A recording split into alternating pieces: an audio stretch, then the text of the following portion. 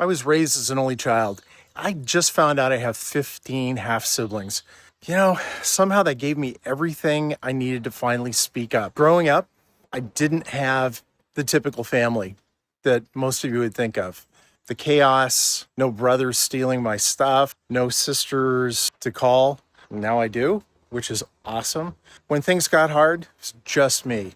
And on the surface, it looked fine, but underneath it, I was carrying something I couldn't name for a long, long time. It took a long time to sort it out. This constant feeling of, am I enough? Do I belong here? Will people stay? That's what abandonment does, even when nobody explains it. And nobody explained it to me as a kid. Nervous system knows something just isn't right and is missing. And you build your whole personality trying to fill that gap. I know I did. Here's what's interesting, and check this out. That wound, it also made me very hungry. I worked harder, much harder than I needed to.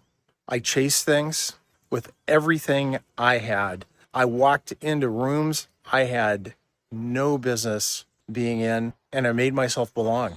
And I made myself belong there because somewhere deep down, I thought if I achieve enough, if I become enough, nobody can leave me. Nobody can choose someone else over me. That's not ambition. That's survival dressed up as ambition. And for a long time, I didn't know the difference.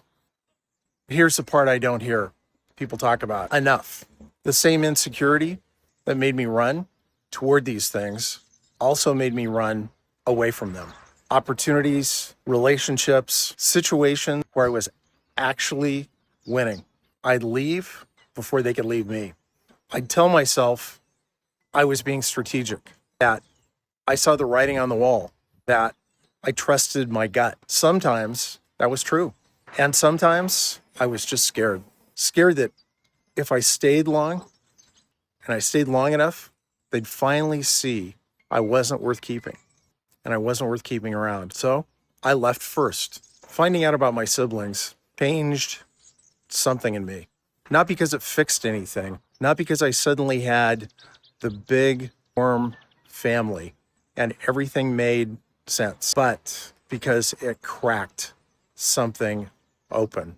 It made me realize there's a whole story about me that existed before I ever got a say in it. Choices were made. People moved on. Life happened.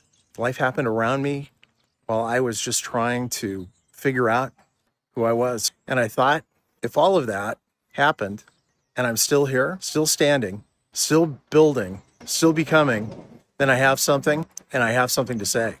Not because I've figured it out, because I don't and haven't, and I never pretended to. So this is for anyone who grew up feeling like a question mark, like you were always trying to earn your place in rooms you should have already and you should have belonged in. Like your drive came from a dark place and you weren't sure if that made it less valid. It doesn't. The fire that came from your pain is still fire. The person who learned to survive on their own became someone who can do hard things alone, and that's rare. That's actually very rare. Your story, the complicated, messy, doesn't fit in a box version, that's not your liability. That is your voice. I spent a long time being quiet because I thought my story was too much or not enough or just too complicated to explain. I'm done with that. If you're done with that too, stay around because I'm just getting started. Find your voice. Peace.